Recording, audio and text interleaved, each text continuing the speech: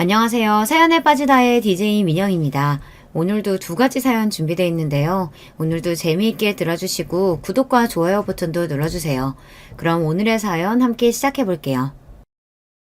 안녕하세요. 저는 경기도에 살고 있는 여자입니다. 시댁에서 주로 시어머니 때문에 일어나는 이모저모가 여성들 입장에서는 압도적으로 많다고 여겨질 텐데요. 저는 주된 인물이 시아버지 쪽이었어요. 옛날에 가정에서 정말 폭군 그 자체이셨던 분이라고 하고요. 시어머니께서 말려도 소용이 없었다고 하죠. 자식들에게 엄청 무섭게 구는 분이셨습니다. 제 남편에게 남동생이 하나 있거든요. 시동생하고 2살밖에 차이가 안 나니 자라면서 뭐든 함께하며 한 세트처럼 여겨졌을 형제가 아닐 수 없습니다. 그런 아들들이 조금만 크고 나면 당신에게 기어오를까봐 겁이 난다고 하시면서 시아버지께서는 항상 그런 싹을 미리 밟아놔야 한다고 주장을 하셨어요. 정신머리 교육은 째깍째깍 시켜놔야 돼. 안 그러면 키워준 눈에도 모르고 지 애비한테 반항하고 달려들 게 사내 놈들이야. 대관절 왜 그렇게 생각하셨는진 정말 의문이네요. 군대 뺨치게 아들들을 향해서 거의 명령조로 말씀을 하셨고요. 당장 치어가서 물 한 잔 떠오도록 한다. 실시! 그러면 남편이고 시동생이고 사색이 되어서 물을 들어 용수철처럼 뛰어가야 했죠. 절대 장난조로 농담을 담아서 시아버지께서 그리 구신 게 아니었고 진지하고 무섭게 구셨어요. 공포스럽게 말입니다. 그래서 남편과 시동생 형제가 아주 어렸을 때부터 시아버지께서 또 어떤 명령을 내리실까 그게 걱정되고 경계가 되어 집에서는 잔뜩 신경을 곤두세우고 있는 아이들이었다고 해요. 어렸을 때 정신교육을 똑바로 시켜야 한다는 명목하에 시아버지께서는 당신의 아들들에게 벽에 등을 딱 붙이고 차렷 자세로 있으라고 명령하셨고 그게 1시간 넘게 이어질 때도 있었습니다. 생각해보세요. 그런 자세로 있으면 어른이라고 할지라도 좀이 쑤시고 다리가 아파서 오래 못 버팁니다. 바른 자세에 바른 정신이 깃드는 법이야. 그러니까 자세에 흐트리지 말고 똑바로 서 있어 이것들아. 하지만 잔인하게 눈알을 빛내며 명령하는 부친의 모습을 보고 감히 어린 아이들을 거역할 생각을 못했겠죠. 다리가 저절로 후들후들거리고 등이 간지럽고 종국에는 정신이 아득해지는 느낌이 또한 들었을 거고요. 그러다가 시동생이 그 자리에서 오줌을 지렸습니다. 똑바로 서 있는 거 하나도 제대로 못해서 뭘 어쩌자는 거야? 오줌이나 질질 싸고 있고 정신 안 차리냐 이것들아? 그걸 보시고도 시아버지께서는 버럭 화를 내셨고 남편은 자신의 발바닥을 적시던 오줌의 그 감각을 평생 잊지 못하게 됩니다. 오줌을 지려버린 시동생이 신음하며 결국 비틀거렸고 바닥에 쓰러졌습니다. 그제서야 시아버지께서는 혀를 끌끌 차시며 오늘은 글렀다고 선언하신 뒤 돌아서셨죠. 차마 그곳을 볼 수 없어서 방에 들어가 계셨던 시어머니께서 슬그머니 나오셨고 시동생을 얼른 살피시는 동안 남편 또한 쓰러지듯 바닥에 주저앉았습니다. 오줌이 묻은 그 바닥에 주저앉아서 식은땀으로 젖은 온몸을 부들부들 떨며 남편은 이렇게 살고 싶지 않다, 이 집에서 나가고 싶다 이런 생각만 하고 있었습니다. 시아버지께서는 두말할 필요 없는 폭군이셨으며 부모 자격이 없는 분이셨죠. 시어머니께서는 그 폭군의 폭정에 억눌린 나머지 납작 엎드려서 덜덜 떠는 것밖에 못하게 되신 분이었고요. 당신의 아들들이 가혹한 훈육을 당할 때마다 눈물을 훔치며 발을 동동 구르시는 게 전부였습니다. 남편과 시동생은 학교를 다니며 필수 불가결로 들어가게 되는 돈, 그 이야기를 집에서 꺼내는 걸 어려워했습니다. 특히 시아버지 앞에서라면 아예 못했고요. 시아버지께서는 당신의 자식들에게 돈이 들어가는 걸 질색하시는 분이었고 그러면서도 항상 돈 타령을 하셨습니다. 시어머니 혼자 계실 때만 남편과 시동생은 필요한 용돈 이야기를 간신히 꺼낼 수 있었어요. 시어머니께서도 경제권을 가지고 계신 게 전혀 아니었던 데다 시아버지 앞에서 숨을 한껏 죽이고 사셨기 때문에 자식들에게 용돈 한 푼 쥐어주는 것조차 어려워하셨습니다. 매번 간신히 이런저런 사정을 대가며 시아버지께 허락을 받아내셔서 자식들에게 용돈을 주셨죠. 성부가 너 태어났을 때 말이야. 돌아가신 네 할머니가 얼마나 좋아하셨던 줄 아니? 그래서 네 이름에 복자가 들어가 있는 거야. 네가 태어난 걸 너무 기뻐하셨고 그래서 복 많은 이름을 너에게 꼭 지어주고자 하셨거든. 시어머니께서는 이 이야기를 자주 해주셨는데 이건 남편이 가장 좋아하는 이야기였습니다. 남편의 친할머니, 그러니까 저에게 시할머니 되시던 분은 시동생 태어나기 직전에 돌아가셨습니다. 건강이 원체 안 좋으셨다고 하더라고요. 시할머니께서 시어머니께 알려주시기를 일찍이 돌아가신 시할아버지 때문에 집꼬라지가 항상 말이 아니었으며 그분에게 맞아서 생긴 후유증들 때문에 몸이 안 좋아진 것 같다고 하셨습니다. 그러더니 결국 천수를 못 누리고 떠나셨죠. 시아버지께서는 당신의 모친께는 해코지를 하지 않았으나 불량한 태도를 쭉 보여오셨어요. 부전자전으로 그런 망나니 같은 기질을 물려받으신 게 분명했어요. 그게 아니면 보고 자란 게 그것뿐이라서 시할아버지의 모습을 따라하게 되신 걸지도 모르죠. 아무튼 이런 부친을 똑같이 겪은 형제였으나 자라서 각기 다른 생각을 가지게 되었습니다. 만약에 지옥을 사람의 형상으로 만들면 우리 아버지일 거야. 벗어나는 게 상책이야. 그리고 나는 이 다음에 결코 그런 사람이 되지 않을 거야. 남편은 시아버지를 향해서 분노의 이를 갈았고 자신은 결코 그 전철을 밟지 않을 것임을 다짐하며 자랐어요. 반면 시동생은 조금 달랐죠. 아버지는 거스를 수 없는 존재야. 무조건 따르고 될 수 있는 한 순종적으로 구는 게 최고야. 세상에서 가장 두렵고 무서운 존재로 시아버지를 여기고 있었거든요. 이렇게 같은 환경 속에서 자란 형제가 신기하게도 점점 반대가 되어갔습니다. 저에게는 남편의 남동생인 시동생뿐만 아니라 여동생인 시누이도 있습니다. 삼남매의 막내이죠. 나이 터울이 혼자 동떨어져 있기도 하고 딸이라 그런지 시누이는 자기 오빠들처럼 그렇게 가혹한 모양새로 훈육을 받거나 두드려 맞으면서 자라지는 않았습니다. 그러나 걸핏하면 시아버지로부터 야 이년아 같은 천박하고 기분 나쁜 호칭으로 불려야만 하였고요. 종 취급을 당했습니다. 어린 나이부터 온갖 집안일을 다 배워서 할 줄 알아야 했습니다. 시아버지 같으신 분이 딸이라고 해서 대우를 잘해주셨겠나요? 절대 아니었죠. 아들도 아니고 딸은 어차피 나중에 출가 외인이 될 몸이라서 키우는 보람도 없다고 하시며 혀를 끌끌 차고 짜증을 내시던 분이었습니다. 그러면서도 엄격하게 통제를 하셨고요. 기본적으로 자식들을 당신의 소유물로 여기셨기 때문인 거죠. 시누이가 사춘기 나이 때 이성 교제를 한 게 집에 들켰을 때도 시아버지께서는 당장 헤어지라고 하셨습니다. 야 이년아, 그렇게 남자가 좋든? 대가리에 피도 덜 마른 주제에 그렇게 나 남자랑 붙어먹고 싶었냐? 이런 반란까지 년을 봤나? 너는 우리 집안의 수치다 수치. 네가 수치라는 걸 알면 당장 그놈하고 정리하고 2번 다시 붙어먹지 마라. 알았냐? 공부나 해 이 반란까지 년아. 시누이로서는 이성교제 사실을 들킨 것도 억울했고 평소에 여자는 공부를 해봤자 아무 소용없다고 노래를 부르시던 분이 이럴 때나 공부나 하라고 혼을 내시는 건 역시도 억울하게 느껴졌습니다. 사춘기 반항심에 시누이는 남자친구하고 헤어지지 않았죠. 대신 꼬리가 밟히는 일이 없도록 조심하면서 만났고요. 그러던 어느 날 그 남자친구가 시누이에게 갖다 줄 게 있어서 집에 찾아왔던 거예요. 남자친구의 안일한 행동을 마주한 시누이의 얼굴이 금세 창백하게 질렸습니다. 아직도 붙어먹고 있었던 거냐? 야 이년아! 네가 감히 이 하늘 같은 애비의 말을 거역해? 시아버지께서는 머리 끝까지 열이 받아 시누이를 당장 바닥에 내동댕이 쳐버리셨어요. 그런 다음 시어머니를 향해 부엌에 가서 가위를 가져오라고 하셨습니다. 시어머니께서는 당혹감에 발을 동동 구르며 어쩔 줄 몰라 하셨지만 곧이어 무섭게 윽박지르시는 시아버지 앞에서 완전히 겁에 질리셨습니다. 애초에 요구나 부탁이 아닌 명령이었으니 그걸 불복하실 수가 없었죠. 그 길로 부엌으로 가서 가위를 찾아오셨어요. 에휴, 가위를 가져오라고 한 부친이나 그걸 또 가져온 모친이나 그 모습을 보며 아직 어렸던 시누이가 얼마나 절망적이었을까요? 당시에는 두발 규제가 있었고 시누이가 그래서 단발머리를 원래 하고 다녔는데 시아버지께서 그날 그 머리에서 부엌 가위로 마구잡이로 잘라버리시는 바람에 거기서 더 짧아지고 말았어요. 마치 남자들이나 하는 머리처럼 되어버렸다고 하더군요. 게다가 모양도 듬성듬성해서 자기 여동생의 머리를 본 남편이 충격을 받았다는 후문이에요. 시누이의 남자친구는 그날 그 자리에서 싸대기를 얻어맞았고요. 볼이며 입이 죄에 터진 상태로 울면서 발길을 돌렸습니다. 자기 아들이 남의 집에서 그렇게 얻어먹고 왔으니 그 집 부모도 분노가 컸을 거예요. 하지만 상대가 개념도 상식도 통하지 않는 무례배였기 때문에 어쩔 수 없이 참았던 모양이에요. 말이 통해야 가서 따지기라도 하죠. 대화 자체가 안 통하는데 뭘 어쩌겠어요.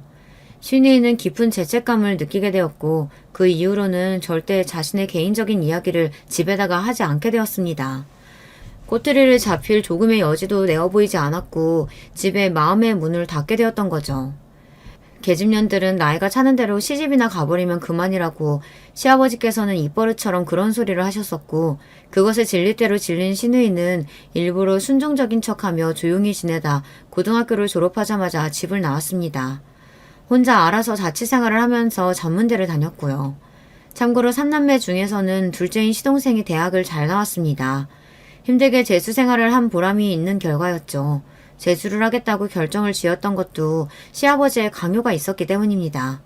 시동생의 머리를 빡빡 밀어버리셨고 무조건 재수를 해서 좋은 대학에 가라고 하셨거든요. 고작 이것밖에 안 되는 놈이었냐? 아주 실망이 이만저만이 아니다. 힘들게 교육시켜서 키워놨더니 고작 이게 뭐냐? 대가리 속에 똥만 가득 찼으니 이러는 거지 뭐. 머리 밀고서는 이제 정신 차리고 피를 토한다는 각오로 공부만 해라. 시동생은 죽기 살기로 공부를 하는 수밖에 없었습니다. 시아버지께서 당신의 처남에게 좋은 대학을 강요하셨던 것은 처남보다 공부 수준이 좀 더 나아 보였던 장남이 기대 이하의 결과물을 냈기 때문일 거예요. 하지만 장남에게는 재수를 강요하실 수가 없었죠. 그 무렵에는 이미 남편이 덩치가 커질 대로 다 커진 상태였고 머리가 커진 만큼 반항하는 것도 강했기 때문입니다.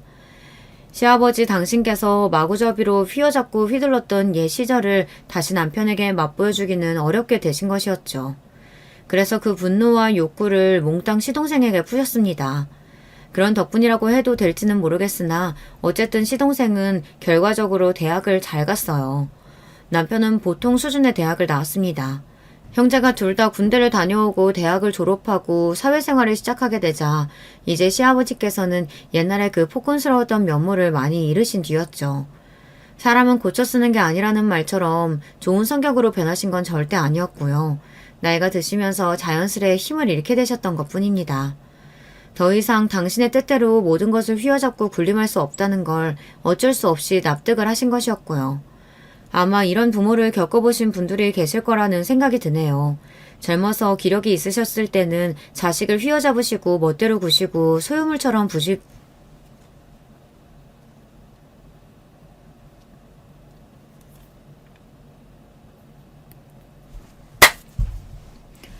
젊어서 기력이 있으셨을 때는 자식을 휘어잡으시고 멋대로 구시고 소유물처럼 부리시던 분들이 나이가 들어서 기력이 쇠하기 시작하면 장성한 자식에게 효도를 기대하며 당신이 과거에 행했던 것들은 어쩔 수 없는 훈육의 과정이었다고 포장하시죠.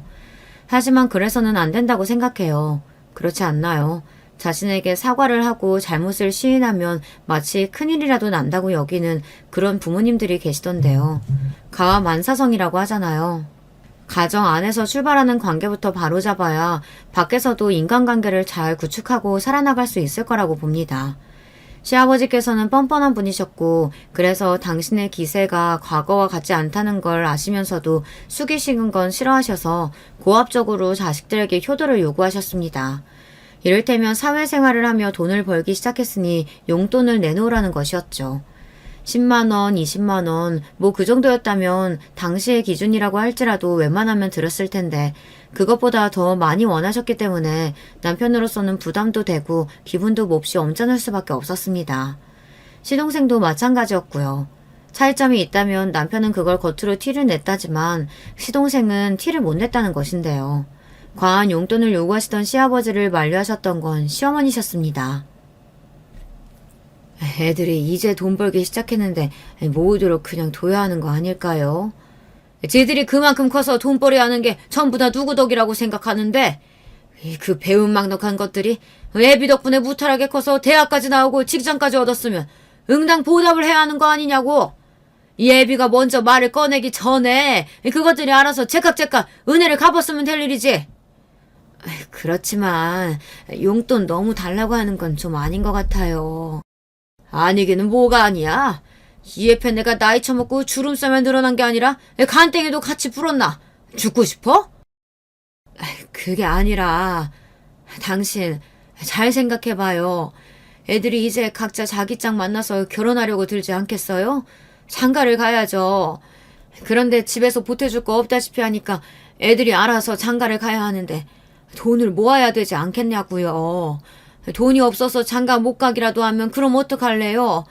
애들이 장가만 잘 가면 차마 며느리하고 귀한 손 좀 보여주면서 그때 효도 많이 할 테니까 지금은 애들이 돈 좀 모으게 그냥 두십시다. 이 에펜나가 진짜 미쳤나? 어디 서방한테 훈계질이야? 어디서 지금 나를 감히 가르치려 들어? 시어머니 딴에는 아주 드문 일로 용기를 쥐어짜서 목소리를 내신 것이었고요. 그런 시어머니를 당장이라도 한 대 치실 듯 손을 위로 번쩍 드셨으나 시아버지께서는 은근히 설득을 당하시는 중이었습니다. 어쨌거나 가부장적이셨던 분인 만큼 남자가 결혼할 때 뭔가 역할을 다해야 한다는 생각을 가지고 계셨거든요. 자식이 결혼을 안 한다는 가정은 아예 하지도 않으셨고요. 반드시 결혼을 해서 가정을 이루고 사는 게 정상적인 거라고 여기시는 분이었습니다. 그리고 시어머니께서 완곡하게 표현을 하셔서 그렇지 시댁에서는 자식들의 결혼에 보태줄 수 있는 수준이 없다시피 한 정도가 아니라 아예 없었으며 집안에 모아둔 재산 같은 것도 딱히 뭐가 있다고 보기가 힘들었어요. 그러니 시아버지께서도 그때 한 발짝 뒤로 물러나셔서 말도 안 됐던 과도한 용돈 요구를 철회하셨던 것이겠죠. 저는 시댁이 이런 곳인지 전혀 모르는 상태에서 남편을 만났기 때문에 처음에는 그래서 남편의 태도를 이해하기가 어려웠습니다. 남편이 요구하기를 자기 집에는 절대 돈 이야기 같은 거 안 했으면 좋겠다고 그랬거든요. 자기 집에 돈 이야기 솔직하게 하는 것보다 바보 같은 짓은 없다고 그랬습니다. 저는 남편이 대체 왜 저러나 싶어서 이해가 안 갔는데 자란 배경을 알고 나니 천천히 납득이 되더라고요. 남편이 시아버지라면 치를 떨기도 했고 전혀 신뢰가 없었으며 돈을 갖다 바칠 생각도 없었던 것입니다. 그럼에도 어쨌든 부모이니까 차마 연을 끊고 살기는 못했던 것 같아요. 남편이 장남이기도 하고 시어머니를 생각해서라도 기본적으로 최소한의 자식된 도리는 하면서 지냈던 것이겠죠. 저는 성격이 확실한 편입니다. 나이가 들면서 이게 경계가 좀 연해졌는데 지금보다 어리고 젊었을 때는 성격이 아주 확실했어요. 좋게 말하면 똑부러지고 나쁘게 말하면 성질이 살짝 있으며 싸가지는 조금 없다고 할까요. 그런데 제가 괜히 심심해서 그런 성격이 된 건 아니었고요. 그런 식으로 노선을 딱 정해서 정확하게 정리를 해야만 하는 환경에 놓여 있었기 때문에 그렇게 된 것이었어요. 타고난 성격 자체도 그리 유들유들하지는 않았기 때문에 한마디로 저는 좀 드센 여자라고 할 수 있었습니다. 문 남성들이 꺼려하는 성격이었는데요. 제가 특징이 하나 있다면 드센 여자인과 동시에 잘난 여자였습니다. 저희 부부는 남편이 저에게 먼저 반해서 구애를 하며 만나게 된 관계예요. 남편이 그러기 이전에도 제가 좋다고 하는 남자들이 몇 있었습니다. 좋은 결혼 자리도 들어왔었고요. 하지만 저는 남편이 제일 마음에 쏙 들었습니다. 같이 있으면 편안하기 때문이죠. 그리고 딱 통하는 점이 있었습니다. 여러분은 부부라고 해서 모든 걸 공유해야 한다고 생각하시나요? 서로 숨기는 거 하나 없이 다 공개하고 살아야 한다고 생각하시나요? 저는 꼭 그렇다고 보지 않는 사람이었습니다. 결혼을 해서 한 집에 살더라도 각자의 시간과 공간이 따로 확보되어야 한다고 여겼어요. 남편은 시아버지 때문에 힘든 유년 시절을 겪어서 그런지 살짝 예민한 기질이 있었고 성격 면에서도 가끔씩 어두운 면이 드러났습니다. 힘들거나 지치는 일이 있으면 혼자서 깊이 땅굴을 파고 들어간 뒤 조용히 재충전을 해야 하는 유형이었으니까요. 저는 워낙에 혼자 있는 걸 잘하기도 하고 좋아하기도 하고 그런 사람이었고요. 이러니까 저희 두 사람이 딱 통할 수밖에 없었던 거겠죠. 결혼하기로 마음을 먹은 거엔 망설임이 따라붙지 않았습니다. 확신에 넘쳐서 행복한 마음으로 결혼을 결정지은 저희 두 사람을 보며 시어머니께서는 어딘가 아쉽다는 그런 표정을 지어주셨고요. 인사를 드리러 갔더니 저를 반겨주시기는 하는데 왠지 모르게 아쉬워하시는 그런 기색을 드러내신 거예요. 제가 그래서 직접적으로 여쭤보았죠. 혹시 제가 마음에 안 드신 건가요? 아니면 저한테 물어보실 게 있는데 물어보기 민망해서 망설이시는 걸까요?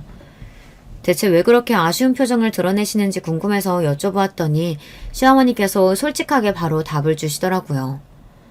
아니, 난 다른 게 아니고 나이 하나가 마음에 걸려서 그렇지. 나이요? 제 나이요? 아, 혹시 제가 나이가 좀 많다고 생각하신 거예요? 생각이 그런 게 아니라 진짜로 나이가 많잖아요. 아닌가요? 제가요? 어린 나이는 솔직히 아니지만 그렇다고 해서 나이가 많다는 소리를 들을 정도는 아닌 것 같은데요. 어머님은 많이 어린 며느리를 기대하셨나 봐요. 아니, 그러니까 나는 우리 아들보다 나이가 더 많다고 하니까 그게 좀 마음에 걸려서 하는 소리지. 2살밖에 차이 안 나요. 완전히 또래인데요. 여자 쪽이 남자보다 나이가 많으면 그만큼 단점이 많지. 제가 당당하고 분명하게 대답을 드렸더니만 시어머니께서 못마땅한 얼굴로 중얼중얼 거리셨습니다. 갑자기 단점을 운운하시는 것에 그쯤 되니까 저도 속으로 어이가 좀 없어졌어요. 남편에게 듣기로는 시어머니께서는 확실한 것이 없으시고 자기 주장도 잘 안 하시는 편이며 평생을 시아버지께 억눌려 사시느라 사소한 것에도 깜짝 놀라시며 의기소침해 하시고 심각하시다는 것 같았는데 들어온 것과는 썩 그렇게 들어맞지 않는 느낌이었어요. 저는 흐지부지 넘길 생각이 없었고 그래서 작게 중얼거리신 시어머니께 다시 여쭤봤습니다. 단점이 대체 뭐가 있냐고 말입니다. 그랬더니 멋쩍어 하시던 시어머니께서 이렇게 말씀을 하시더군요. 아이 낳고 키우기 힘들잖아요. 여자가 어려야 아이도 건강하게 잘 낳지. 아이를 많이 낳아서 축구팀 만들고 야구팀 만들 거 아니에요. 아이는 하나 혹은 둘만 낳을 생각이거든요. 요즘에 아이 많이 낳은 집들이 워낙 드문 건 어머니도 아실 테고 아이를 많이 낳을 것도 아닌데 제 나이 때문에 이세 걱정하시는 건 괜한 걱정이라고 말씀드리고 싶어요. 아니, 그러니까 내 말은 또 여자 쪽이 남자보다 연상이면 너무 드세게 굴고 남자 머리 꼭대기 위에 서려고 하고 매사에 고집 부리고 그럴까봐 걱정이라는 거지. 그래요? 저는 그렇게 생각 안 하지만 만약 어머님 말씀대로라고 할지라도 그게 뭐 그렇게 문제인가요? 아니, 왜 문제가 없어요? 여자 쪽이 남자보다 어려도 별로 그렇게 썩 좋은 것 같지는 않거든요. 자기 주장 똑바로 못하면서 살고 남자한테 억눌려서 살고 그래서 자식들도 못 지켜주고 할 말도 당당하게 못해서 자신감 없게 웅얼거리고 그런 것보다는 똑바로 말하고 똑바로 행동하면서 사는 게 더 나은 그림 아니겠어요? 남자는 여자하기 나름이라는 말도 있잖아요. 여자가 자기 주체적으로 살면서 올바르게 서 있어야 남자도 중심을 잡고 살아갈 수 있다고 생각합니다. 시어머니께서는 이제 말문이 꽉 막히신 표정이 되어 있었죠. 꼬투리를 잡고 싶으셔도 제가 든 예시가 꼭 당신의 이야기처럼 느껴져서 차마 반박을 하실 수가 없었겠죠. 결국 입을 꾹 다무신 채로 저희 부부가 결혼할 때까지 그 어떤 의견도 안 내신 채 가만히 계셨습니다. 시아버지의 허락은 받아내고 자시고 할 것도 없었고요. 시아버지께서는 자존심과 허세 때문에 겉으로는 아닌 척 하셨으나 이미 장남의 기세에 눌리신 지 꽤 된 참이었습니다. 장남이 결혼을 하겠답시고 여자를 데려왔는데 그 앞에서 대놓고 반대를 하실 여력이 안 되셨었어요. 당신께 자산이라든지 권이라든지 그런 위험이 있어야 반대할 명목과 명분이 설 텐데 그게 아니었으니까요. 장남의 똥꼬집을 꺾는데 귀찮아서 그냥 결혼 허락을 하시겠다고 시아버지께서는 단순히 그런 반응만 내놓으신 게 전부였네요. 똥꼬집 부려서 혼자 알아서 결혼하는 거니 그런 놈한테 집에서 지원해줄 수 있는 것도 없다. 어차피 지원해줄 수 있는 게 없으시면서 말씀을 참 이상하게 하셨습니다. 그렇게 구시면 새 며느리인 제가 우물쭈물하면서 눈치 보고 당신을 어렵게 생각할 거라고 여기셨을지도 모르죠. 하지만 저는 별 생각 없었고요. 그냥 넙죽 네 감사합니다 하고 말았었네요. 이쯤에서 저의 배경을 밝혀봐야 할 것 같은데요. 제가 꽤 사는 집에서 태어난 아이였습니다. 집이 잘 살았고요. 그래서 저는 유복하게 자랐습니다. 저의 어릴 적 사진들을 보면 그 모습에서부터 마냥 해맑고 부유한 티가 납니다. 그런데 그런 환경이 오래가지는 않았죠. 제가 초등학교에 입학을 앞두고 7살 때의 일이었어요. 사기를 당해서 집안이 주저앉았어요. 고모와 고모부가 처음에 당하셨고 그 전말을 정확히 모르시는 채로 저희 부모님을 비롯해서 친인척들이 나섰다 다 함께 패가 망신을 당했습니다. 그때 충격을 받으신 친할아버지께서 돌아가시기도 했어요. 그래서 저는 진심을 다해서 사기죄를 증오하는 사람입니다. 사기죄 이것도 사실상 사람을 죽이는 죄 아닌가요? 사람이 사람을 믿었을 뿐인데 그 믿음을 배신하는 것도 모자라서 재산을 강탈하여 잃게 만들다니 이건 솔직히 죽으라고 그러는 것과 다름없는 거 아닌가요? 엄청난 사기 사건에 휘말려 막심한 피해를 입게 된 후 저희 가족은 갑자기 방 한 칸짜리 아주 작은 집으로 보금자리를 옮기게 되었고요. 그마저도 한자리에서 오래 살지 못해서 여러 곳을 전전하며 살았습니다. 그런 생활을 약 5년 정도 하다가 그나마 조금 밤이 큰 곳으로 가서 정착을 하였고요. 그런데 저희 어머니가 몹시 강단이 있는 분이셨어요. 정신력 같은 게 보통 분은 아니셨고요. 그러니까 이를 악물고 그때까지 버티셨죠. 새로 정착을 한 동네에 과거 인연이 잠시 있었던 분이 살고 계셨다는 걸 알게 되셨던 어머니는 저를 데리고 그분을 자주 찾아뵙기 시작했어요. 왜냐하면 그분이 미용실을 하고 계셨거든요. 어머니는 괜히 그곳에서 아무도 시키지 않은 잡일을 하시며 살갑게 구셨고 그분의 환심을 사셨습니다. 그런 것에는 다 이유가 있었죠. 어느 날 어머니가 저를 보며 말씀해 주셨어요.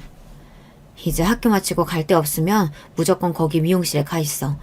내가 말은 다 해놨으니까 너는 그냥 거기 가서 있고 싶을 때까지 있어도 돼. 알았지? 그 시절은 지금과 같지 않았으니까요. 이웃의 공간에 가서 시간을 보내는 게 이상하지도 낯설지도 않았던 때였죠. 저는 어머니의 그 말씀만 듣고서 정말로 그날 이후로 미용실에 혼자 찾아가 시간을 보내기 시작했어요. 어머니는 이제 저녁 늦게까지 하는 일을 다니고 계셨거든요. 당연히 아버지는 밤낮 없이 돈을 벌러 다니고 계셨기 때문에 두 분은 맞벌이였고요.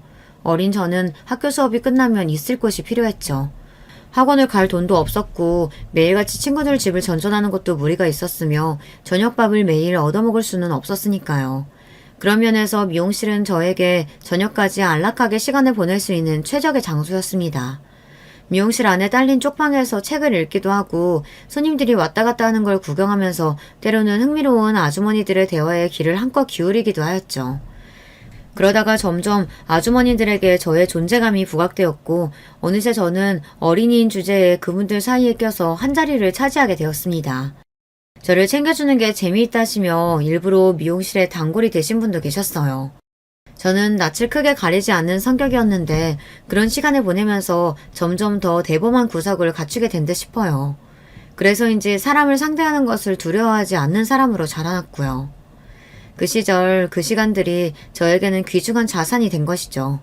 아주머니들이 책이라든지 문제집 같은 걸 갖다 주시기라도 하면 저는 그걸 감사한 마음으로 싹 다 보고 풀었습니다. 그러면서 자연스레 집중하는 법, 공부를 대하는 자세도 익힐 수 있었어요. 저희 가족의 성공 비결은 좌절하지 않은 것이었다고 생각해요. 빛났던 과거의 영광과 비참해진 현재의 어두움을 비교하려 들지 않았습니다. 그게 비결이라면 비결이었네요. 특히나 어머니가 워낙 의연하신 분이었기 때문에 아버지도 포기하지 않고 끊임없이 위를 바라보며 어떻게든 발버둥을 치셨던 것이라고 생각해요. 제가 중학교에 다니고 있을 때 아버지가 절치부심해서 사업을 시작하게 되셨어요. 아주 작은 규모의 사업이었고요. 그 사업은 3년차를 맞이했을 때 좋은 기회를 얻어 조금씩 규모를 키울 수 있게 되었습니다. 점차 탄탄해졌고 그렇게 성장을 해나갔죠. 미용실에서 신세를 지내며 지냈던 그런 시간들 덕분이었을까요? 저는 학창시절 내내 교우 관계도 괜찮게 유지했고 선생님들로부터 좋은 평가를 받았습니다. 학생회장을 지냈고요. 대학도 잘 갔습니다. 대학의 수준을 따지자면 시동생과 거의 비슷하다고 볼 수 있는 그런 곳을 졸업하였고요. 취업도 꽤 성공적으로 해냈는데 특히 제가 면접에서 좋은 점수를 받아 최종 입사를 할 수 있게 되었답니다. 그곳에서 만 2년 동안 경력을 쌓았고 이직을 했어요. 이직을 어디로 했는가 하면 아버지의 회사로 했습니다. 그즈음 아버지가 작은 사업을 시작해서 일구셨던 그 회사가 성장을 어느 정도 해낸 끝에 답보 상태에 머물러 있었어요. 이럴 때가 어찌 보면 가장 어렵고 힘든 상태인데요. 그래서 저는 회사에 들어가서 사내 분위기부터 살피고 일을 차분히 배워나갔습니다. 그리고 오로지 저만 생각해낼 수 있는 신선한 활로를 찾아내면서 그걸 다 정리해뒀어요. 섣불리 그걸 외부로 꺼내 보이지 않았고요. 시간을 들여서 차근히 저의 존재감을 드러내면서 조금씩 제가 떠올린 활로를 사람들에게 알려주었고요. 그러면서 저는 어느새 모두가 인정할 수밖에 없는 핵심적인 인물로 부상하게 되었습니다. 처음에는 제가 아버지 딸이라는 걸 밝히고서 입사를 한 건 아니었지만 당연히 자연스레 다들 알게 된 상태였는데요.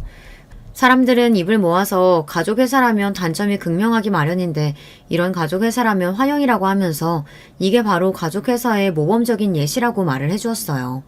빈말이 어느 정도 당연히 섞여 있겠거나 다들 눈을 빛내면서 회사에 다니는 와중 그렇게 의견들을 주니 제 입장에서는 정말이지 감사하더라고요. 그리고 특이사항으로는 회사의 말단이고 어린 막내들일수록 저에게 힘을 실어주는 목소리를 냈다는 것입니다. 딸이니까 당연히 지금 사장님의 뒤를 이어받아야 하는 거 아닐까? 그리고 여자로서 오히려 더 신선하고 좋은 것 같아. 우리 회사가 점점 나아가는 방향하고도 일치하잖아. 맞아. 우리나라의 경직된 기업 구조 이런 거 전부 바뀌어야 돼. 능력 있고 자격되면 여자라도 대표직 달아야 되는 거야. 에휴, 다들 그렇게 속닥거리고 다니셔서 제가 그때 얼마나 민망했던지 모릅니다. 하지만 한편으로는 되게 힘이 되고 든든하기도 했었네요. 아버지는 사기 사건으로 온 집안이 폭삭 주저앉았던 힘든 과거로 마음고생을 심하게 하셨던 데다가 쉼없이 달려오시느라 무리를 너무 많이 하셔서 건강이 썩 좋지 못하였어요. 그랬기 때문에 회사에 들어와서 적응을 잘 마친 것도 모자라서 저만의 능력을 펼쳐 보이는 당신의 딸을 보며 정말 많이 흐뭇해 하셨습니다. 저 또한 아버지의 건강 상태가 점점 더 염려가 되었기 때문에 제가 얼른 만반의 준비가 다 되어 있어야 한다고 스스로를 압박하고 있었기도 했고요. 우리 딸 일도 잘하고 매사 신중하고 듬직하고 정말 최고야. 우리 딸이 아니라 남의 딸이었으면 배 아파서 혼났을 뻔했지. 그런데 정말 다 좋은데 말이다. 일도 좋지만 이제는 결혼해서 얼른 안정도 찾아야지 않겠냐? 언제까지 그렇게 오만 선짜리란 선짜리는 다 걷어차고 다닐 거야? 아버지가 저를 향해서 결혼을 종용하기 시작하셨던 것도 당신의 건강 상태와 아예 무관하지 않았을 거라고 생각이 들어요. 그래서 저는 딱히 결혼에 의욕이 없었으나 만약 제 마음에 쏙 드는 남자가 생긴다면 그때는 굳이 사양하지 않을 거라고 다짐을 했었죠. 그러다가 만난 남자가 남편이었던 것입니다. 더 늦기 전에 제발 시집을 갔으면 좋겠다고 하실 때는 언제고 막상 제가 결혼할 사람이 생겼다고 말씀을 드렸더니 아버지는 대뜸 의심의 눈초리를 하셨어요. 혹시 말이다. 네 배경 보고서 탐내는 것 아니냐? 무슨 배경이요? 어허이, 너는 알면서 물어. 아버지 제발. 우리가 무슨 재벌이라도 돼요? 아니면 최소한 무슨 어디 대단한 중견기업이라도 되나요? 아니잖아요. 아버지가 지금 우리 집안 수준을 너무 과대평가하신 거예요. 그래도 그렇지 임마. 그 집안에 비하면 우리 쪽이 하늘과 땅 차이로 높지. 우리가 하늘 그쪽이 땅. 하여간 아버지는 못 말렸습니다. 백문이 불여일견이라는 말이 있잖아요. 백날 제가 떠들어대봤자 아버지가 직접 당신의 사익감을 만나보시는 편이 낫다고 여겼습니다. 그렇게 성사된 만남이었고 그 자리에서 아버지가 여러모로 남편을 떠보셨어요. 배경을 노린 게 맞냐 아니냐 이게 관건이었는데요. 남편이 펄쩍 뛰면서 극구 부인을 했습니다. 강한 부정은 강한 긍정이라는 소리가 있긴 하지만 남편은 너무나도 진심을 다해 부정을 하는 모습이었죠. 아닙니다. 절대 그런 조건들 보고서 결혼하고자 하지 않았습니다. 외람된 말씀입니다만 제가 딱 하나 바라는 게 있다면. 바라는 거? 그게 뭔데? 우리 회사로 출근시켜달라고? 아니요, 그게 아니라 저희 집에 그 사실을 밝히지 않는 것입니다. 뭐야?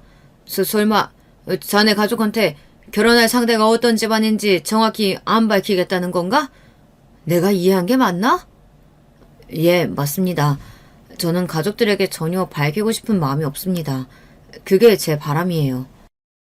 아버지가 굉장히 당황하신 눈빛으로 저를 바라보셨고 저는 어깨만 으쓱하고 말았네요. 남편의 바람을 굳이 안 들어줄 이유가 없었으니까요. 아버지는 남편을 미심쩍어 하시면서도 인정해 주셨습니다. 그렇게 결혼을 하게 되었죠. 남편은 시아버지와의 관계를 회복할 시간이 눈꽃만큼도 없었어요. 당연하다면 당연한 이야기입니다. 그래서 삭막하고 뻘쭘한 부족한 부자관계였고요. 그래서 시댁하고 열심히 교류할 일도 없었습니다. 결혼하고 나서 남편은 남편대로 열심히 일을 다니며 살고 저는 저 나름대로 노력을 다하고 하루하루를 보내고 있었어요. 그런데 시댁에 변화가 생겼으니 그건 바로 시동생이 을사와 결혼을 한 것이었어요. 딱 1년 만나고 결혼을 하게 된 것이었는데요. 결혼할 때 시동생이 시아버지를 향해 드린 말씀이 압권이었다고 생각합니다. 아버지, 제가 해냈습니다. 시동생은 어린 시절 시아버지께 무섭도록 매일같이 혼이 나며 몸을 벌벌 떨고 그러다가 오줌까지 지리고 말았던 그때 그 시절의 공포에서 어찌 보자면 벗어나지 못한 모양이었습니다. 나이가 들고 사회인이 되어서도 시아버지의 그늘에서 벗어나지 못했어요. 왜냐하면 시아버지의 말씀이라면 거역할 생각도 못했거든요. 무조건 복종하고 따라야 하는 절대적인 존재로 보았습니다. 그래서 을사같이 대단한 며느리를 데려온 것을 시아버지께 자랑하고 인정받으려고 한 것이었죠. 그래 이놈아, 네가 해냈구나. 잘했다. 감사합니다 아버지. 잘 살겠습니다. 벅찬 얼굴의 시동생을 보면서 저나 남편은 이해가 안 돼서 고개가 저절로 저어졌답니다. 동서는 시동생보다 한 살이 많았어요. 어쩌다 보니까 형제가 둘 다 연상과 결혼을 하게 됐는데요. 저한테 하셨던 것과는 달리 동서에게는 시어머니께서 나이가 많다느니 그런 소리를 안 하셨어요. 그저 흐뭇하게 바라보실 뿐이었죠.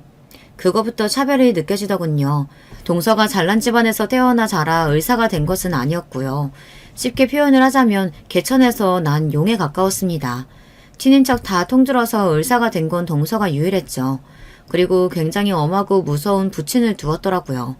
모친도 만만치 않아서 동서는 한번 농땡이를 피웠다가 죽도록 얻어터진 후에 밤새도록 책상 앞에 앉아서 문제집을 푼 적도 있었다고 합니다.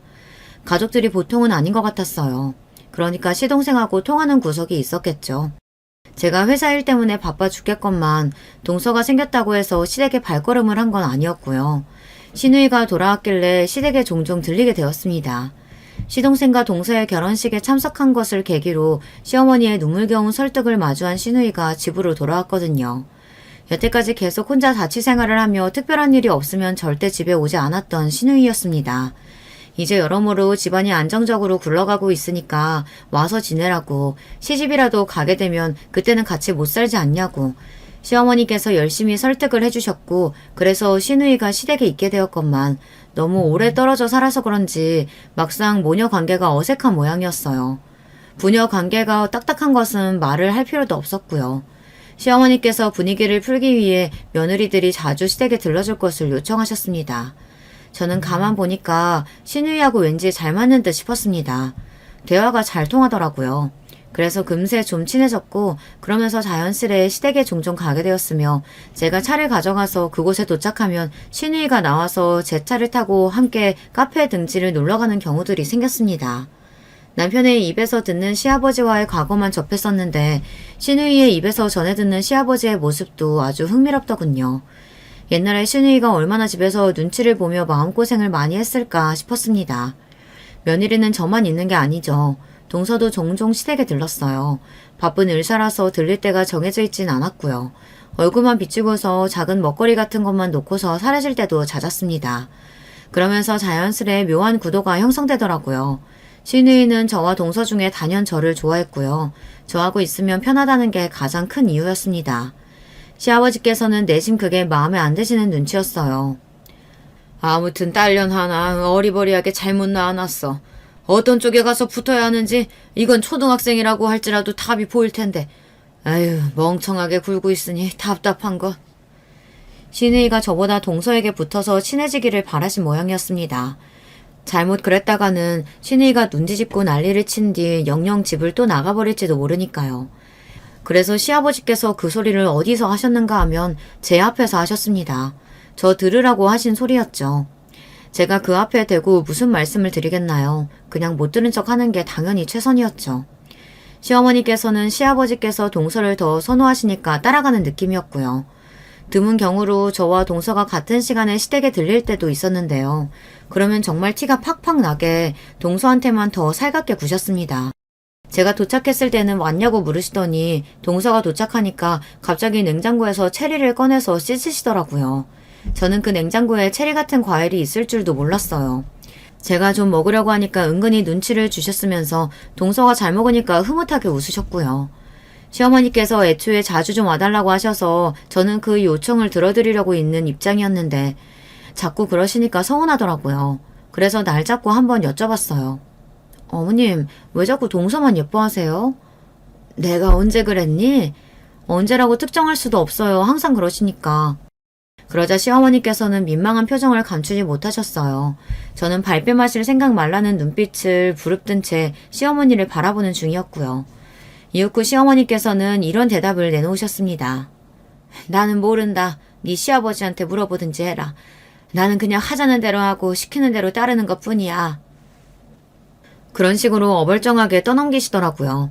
기가 막혔죠. 하지만 이런 대화가 있었다고 신우이한테 말을 했더니 원래 주체적인 생각을 못 하시는 분이라고 어머니를 표현하더라고요.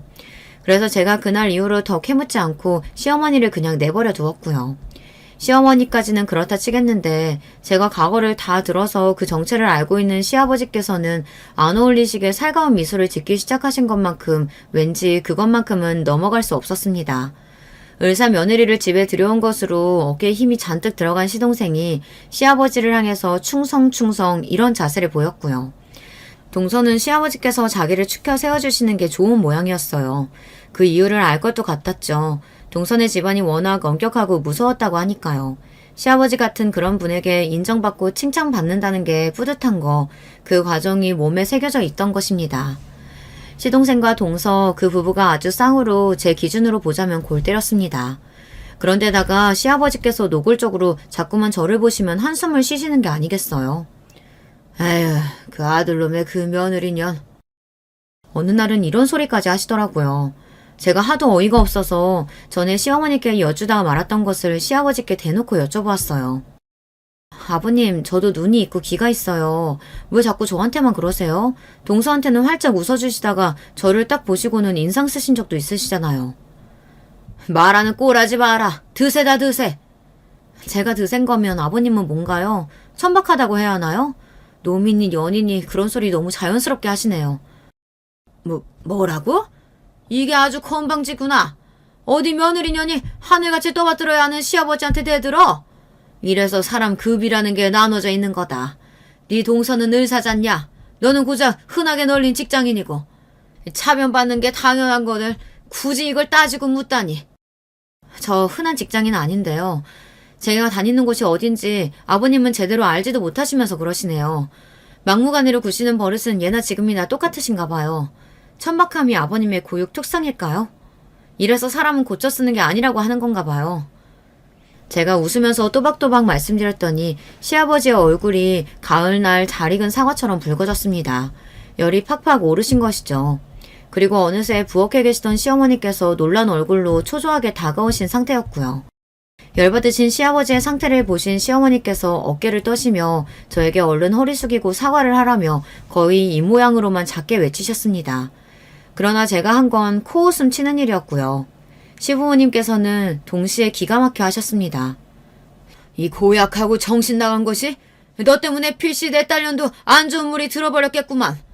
내 딸년이 의사하고 친해져야 하는데 왜 쓸모없는 직장인 나부랭이라고 자꾸만 붙어 다니는 거야? 그 딸년에게 안 좋은 물 들이셨던 건 아버님 본인 아니세요? 왜 죄 없는 저에게 책임을 전가하려고 하세요? 많이 당황스럽네요. 그리고 저 일개 직장인 나부랭이 아니에요. 오냐? 네가 제법 탄탄한 기업에 다니고 있다 이거냐?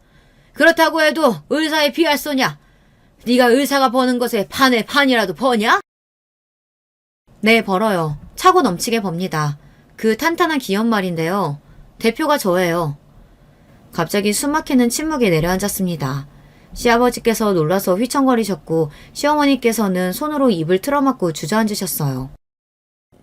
네가 무슨 대표를... 기업의 대표라니 무슨 수로? 원래 저희 친정아버지가 대표신데요. 이제 제가 그 자리에 가게 됐거든요. 그러니까 제가 대표예요. 아, 맞다.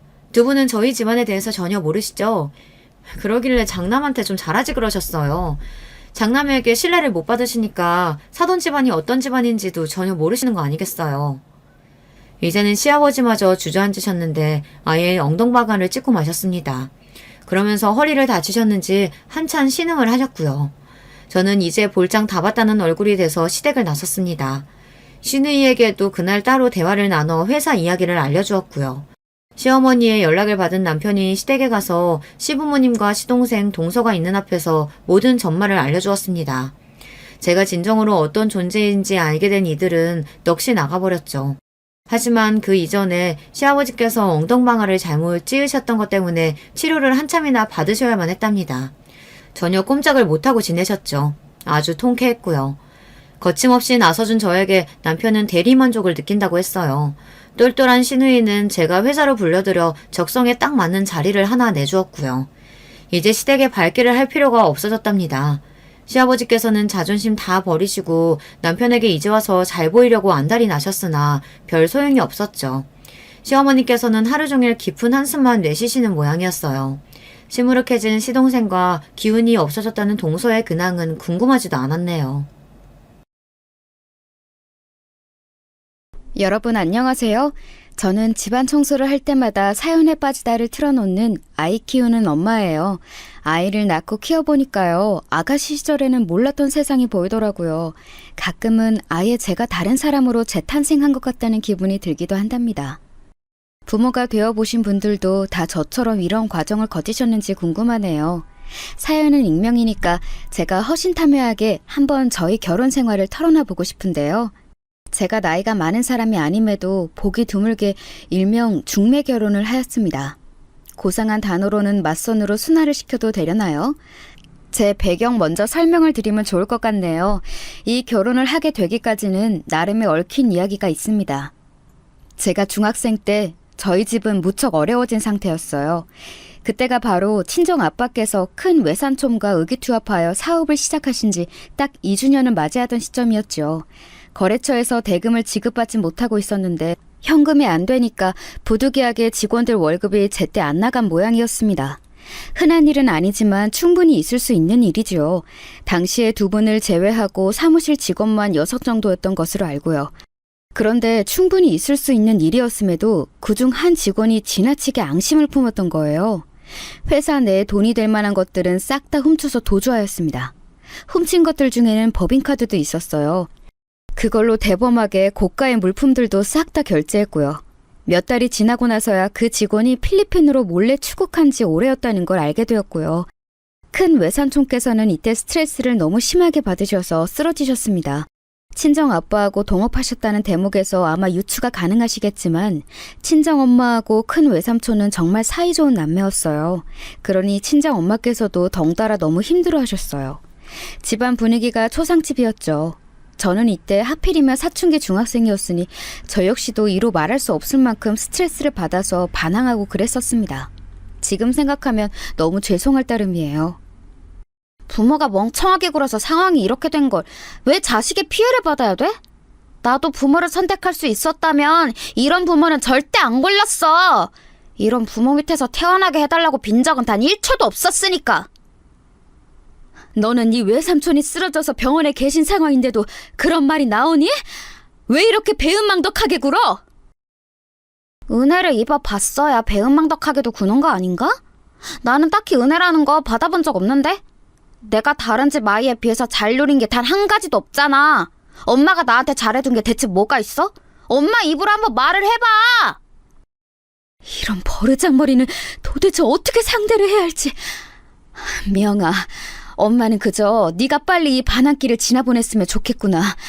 그리고 먼 훗날 네가 결혼해서 아이를 낳아본다면 부모가 되면서 자연스럽게 알게 될 거야. 네가 지금 이렇게 말을 해서는 결코 안 되었다는 것을 자연스럽게 깨닫게 되겠지. 저는 씁쓸하게 말씀하시는 친정엄마를 비웃었죠. 저는 그야말로 부모 가슴에 대못을 받는 자식이었던 거예요. 왜 그랬는지 모를 일입니다. 철이 없었다는 말로는 변명이 안 되는 것 같아요. 저는 한참 엇나가서 불량한 친구들과 어울려댔고 친정엄마의 건강이 계속 안 좋아지고 있었으며 친정아빠께서 모든 것을 포기하려고까지 하셨을 때 저희 가족에게 기적 같은 도움의 손길이 등장하였어요.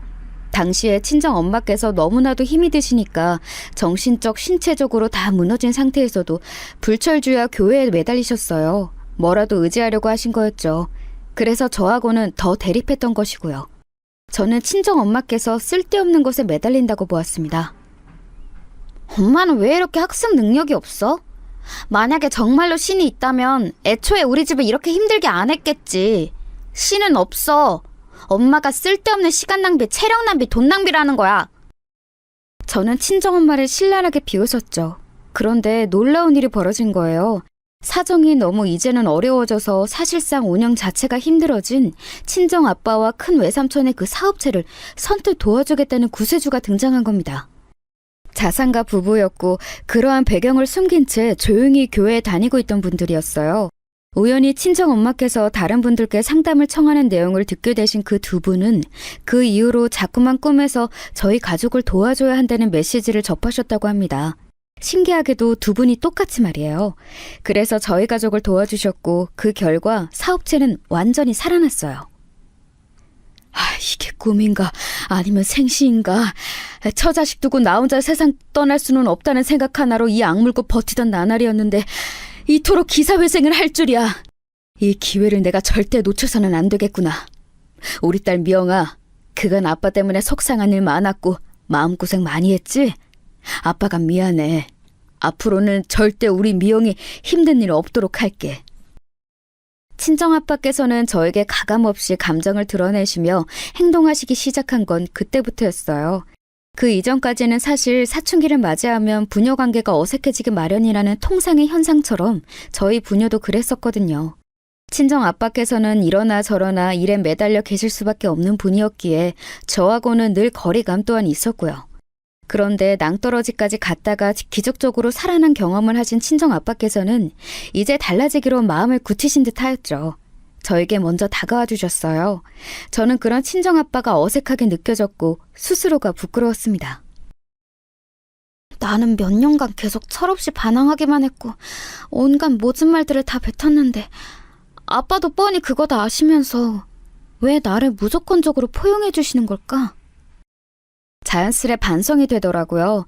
사실 저는 고등학교에 올라가면서 사춘기 방황을 거의 끝낸 후였는데 괜히 민망하니까 친정 부모님께는 툴툴거렸댔어요. 하지만 친정 아빠께서 변하시는 모습을 보면서 저도 좀 더 나은 딸이 되어보고자 하는 생각을 갖게 되었습니다. 하도 친정엄마하고 감정적으로 싸워댔던 탓에 아직 어색한 기운이 좀 남아있었는데 친정 아빠께서 중간다리 역할을 잘해주셨어요. 셋 중에서 늘 가장 먼저 행동하셨죠. 친정아빠께서는 건강이 악화되신 큰 외삼촌의 목까지 하시겠다며 불철주야 일하셨고 좋은 결과가 계속해서 따라왔습니다. 저희 가족을 도와주신 자산가 부부께서는 멀리 이사를 가게 되셨어요. 저희 집 사람이 유방암 3기 판정을 받아서요. 치료에 집중하면서 살기 위해 이사를 택하게 되었습니다. 앞으로 하시는 일 계속 잘 되기를 빌겠으니 여러분도 저희 집 사람 위해서 생각나실 때마다 기도 좀 많이 부탁드립니다. 아무럼요. 기도 많이 해드리겠습니다. 저희 가족 살려주셨으니 이런 선행을 베푸신 분들에게 나쁜 일이 일어날 거라고는 생각하지 않아요. 병맛 따위 거뜬히 물리치실 거라고 봅니다. 제가 그때 교회를 나가서 늘 기도를 했던 것은 하늘의 인도하심이었다고 저는 생각을 합니다. 하늘의 인도를 받았으니 받기만 해서는 안 될 일이고 저희도 뭔가를 베풀어야 마땅하다고 봐요. 저희가 반드시 은혜를 갚을게요. 미력 하나마 저희 도움이 필요하시거든 꼭 연락 주세요. 언제라도요. 알고 보니 자산가 부부께는 투병이라는 사정이 있었고 친정 부모님께서는 눈물로 인사를 하셨어요. 그분들과 종종 연락을 주고받으셨는데 몇 년 후 유방암을 이겨낸 자산가 부부께서는 넓은 세상을 보며 건강관리까지 하시겠다는 일념으로 외국행을 택하셨어요. 아예 외국에서 살아가시기로 한 것이었죠. 저는 그저 그런 대학교를 졸업한 뒤 취직을 좀 일찍 했습니다. 경제적인 벌이가 있다 보니까 연애에도 제약이 좀 없었던 것 같아요. 꽤 자유롭게 만나보았죠. 그런데 저로 하여금 결혼하고 싶다는 생각이 들게 만드는 상대는 없었습니다. 제 또래 친구들은 슬슬 결혼을 입에 올리고 있었는데 저는 조금도 동하지 않더라고요. 상대가 먼저 결혼하자고 말을 해줘서 엉겁결에 제가 휩쓸려간 경우가 있기는 했어요. 그런데 막상 진짜로 결혼에 대한 상의가 시작되자 대판 싸우고 헤어졌습니다. 왜 결혼 준비하면서 헤어지는 커플들이 많다고 하는지 단번에 이해가 가더라고요. 너랑 나랑 돈을 똑같이 반반 해와도 가사노동은 나보다 네가 많이 해야 돼. 여자가 하는 게 당연하잖아. 나보다 네가 요리를 잘하기도 하니까. 가사노동을 왜 내가 더 많이 하는 걸로 미리 정해놔야 돼? 돈이 반반이니까 그냥 뭐든지 반반하는 걸로 정해. 그게 깔끔하잖아. 이상한 지점에서 예외를 두는 게 어디 있어? 야, 그렇게 따지고 들지 마. 너는 여자가 되어가지고 왜 그렇게 양보심이 없고 나긋나긋하지가 못하냐? 원래 여자들이 가사노동을 다 하는 건데 내가 좋아주겠다는 거야. 네가 완전히 땡 잡은 상황인데 네가 지금 파악을 못한 거라고. 원래라니? 말도 안 돼. 옛날부터 그랬다는 소리를 하고 싶은 거라면 그래, 옛날 기준으로 맞춰보자. 가장들은 자기가 무조건 곧 죽어도 처자식 먹여 살려야 한다는 책임감과 압박감을 안고 살지 않았어? 그리고 결혼할 때 자기가 집을 해왔지. 내가 가상 노동 다 할 테니까 오빠가 집 해오고 싹 다 해와. 그럼 이치에 맞잖아. 우리 어디 옛날처럼 따져서 결혼하고 살아보자. 제가 당당하게 받아쳤더니 눈 뒤집어져서 난리를 치더라고요. 그래서 헤어졌어요. 그때부터 저는 결혼에 염증이 생겼습니다. 생각만 해도 신물이 나기 시작했죠. 친정 부모님께도 말씀을 드렸어요. 결혼이라는 거 구미가 전혀 당기지 않는다고 말입니다. 그랬더니 두 분 다 난처해하셨어요. 텔레비전에서만 봐왔던 결혼 안 하는 요즘 젊은이들이 자기 딸이라고 생각하니까 너무 당혹스러우신 모양이었죠. 죄송하지만 그럼에도 저는 결혼 생각이 없었어요. 이런 말씀 드리기에 너무 창피해서 못 드리지만 결혼 잘못해서 부모님께 불효할까봐 나는 그게 걱정돼서라도 결혼이 하기 싫어. 문제없이 잘 살아 보여야 하는데 그런 모습을 못 보여드릴까봐 미리 겁이 나서 결혼 못할 것 같네. 저는 제 속마음을 감춰두고 있었습니다. 결혼을 하지 않을 구체적인 이유까지 있었던 것이죠. 하지만 세상사가 예상한 대로 안 흘러가더라고요. 어느 날 친정 엄마께서 되게 생각이 많으신 얼굴로 저에게 말씀을 하셨어요. 내가 엊그제 누굴 만났는 줄 아니? 예전에 우리 도와주셨던 분들 한국에 들어오셨다길래 만났지. 이런저런 대화를 나누다가 알게 된 건데 그 집 막내 아들이 너보다 나이가 2살 많은데 아직 결혼을 안 하고 있다네? 결혼 생각이 없는 건 아니라던데 옛날부터 막내 때문에 골치 아픈 일이 많았다면서 두 분이 머리를 싸매시던데 내가 생각이 참 많아지더라고. 그런데 그 이야기를 왜 저한테 하세요? 엄마, 혹시 제가 그 막내 아들하고 만나봤으면 해서 말씀하시는 거예요? 그게 사실은 둘이 만나보는 자리나마 만들었으면 좋겠다고 우리 어른들끼리 짧게 의견을 나누기는 했는데 절대 너에게 강요하는 건 아니야. 이미 상황은 그렇게 흘러가게 됐는데 강요가 아니라고 하는 게 별로 설득력이 없었어요. 제가 별로 좋아하는 흐름은 아니었지만 저는 친정 엄마께 속으로 엄청 죄송해하며 사는 딸이었기 때문에 못 이기는 척 넘어가 드렸습니다. 이쯤 되면 예상이 가시겠지만 그 집 막내 아들이라는 사람하고 제가 결혼을 하게 되었던 거예요.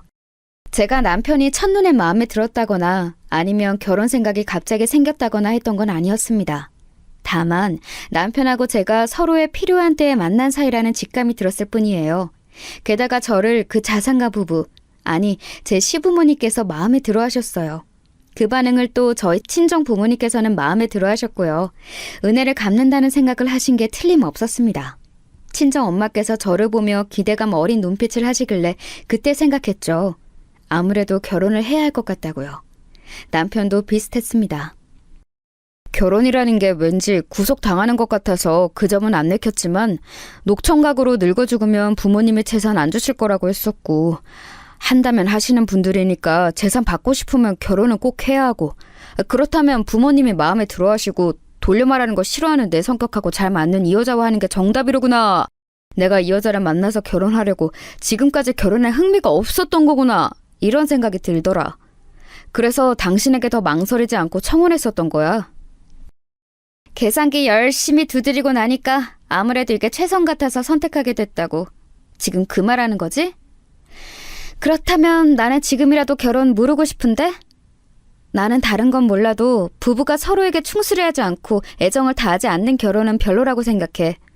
내가 당신에게 가슴이 떨려서 결혼에 응한 건 아니지만 그래도 앞으로 당신만 보고 살 각오 정도는 되어 있는 여자야.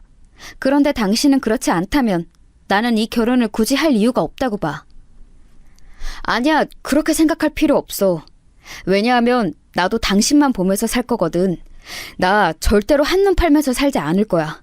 과정이야 어쨌든 결혼하기로 했으면 서로만 보고 가야지. 그게 진정한 남자다운 판단이야. 도대체 남편이 말하는 남자다운 게 어떤 건지 그때도 몰랐지만 지금도 모른다는 게 우습네요. 참 희한한 결혼 과정이었죠? 그런데 살다 보면 어떻게든 사라진다는 말처럼 정말 그냥 사라지더라고요. 심지어는 잘 사라졌어요. 남편은 고집과 아집이 고루고루 있는 사람이었지만 일단 돈 문제 가지고 왈가왈부하는 일은 없었습니다. 그간 제가 만나온 남자들은 전부 돈 문제에서 자유롭지 못했었거든요. 하지만 남편은 이런 부분에서 달랐어요. 뭐? 큰 돈이 들어가는 가전제품을 새로 사고 싶다고? 그래, 구입하자. 당신이 원하는 거라면 반드시 필요하니까 원하는 거겠지. 신기술 들어간 제품이라서 정말 비싼 제품인데 물론 그만한 가치를 충분히 하는 제품이라고는 하지만 큰 돈이 들어가는 거잖아. 근데 정말 나 혼자 필요성을 느껴서 사게 돼도 괜찮은 거야? 당연하지. 이런 거에서 일일이 태클 거는 건 남자답지 않아. 째째한 놈은 남자라고 할 수도 없어. 여자가 집안 살림하느라 가전제품 하나 좀 사겠다는데 이걸 따지고 들면 그게 남자야? 그놈의 남자 타령이 도움이 될 때도 있더라고요. 하여간 미묘한 불협화음을 낼 듯 말 듯 하면서도 저희 부부의 합주는 계속되었습니다. 그러자 친정 부모님께서도 점차 안심을 하시더라고요. 그 모습을 보면서 깨달았죠. 두 분께서는 사실 반쯤은 흐름에 휩쓸려서 결혼을 추진하셨지만 제가 불행하게 살까봐 노심초사하시며 계속 걱정을 하고 계셨다는 사실을요.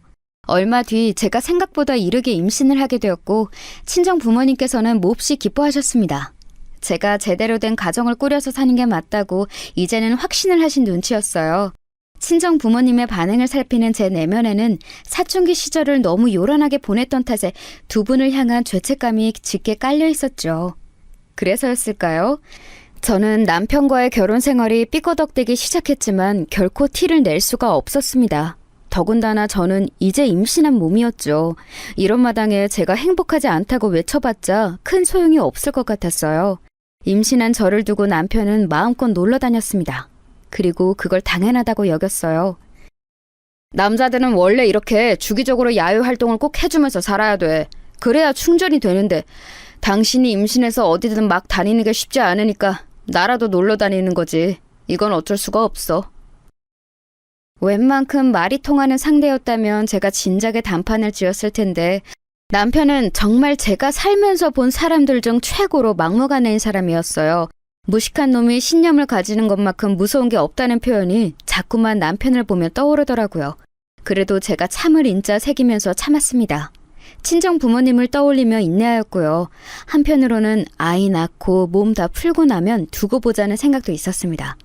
아기 태명은 어쩌다 보니 귀염둥이가 되었는데 병원에서는 딸이라는 귀띔을 받게 되었어요.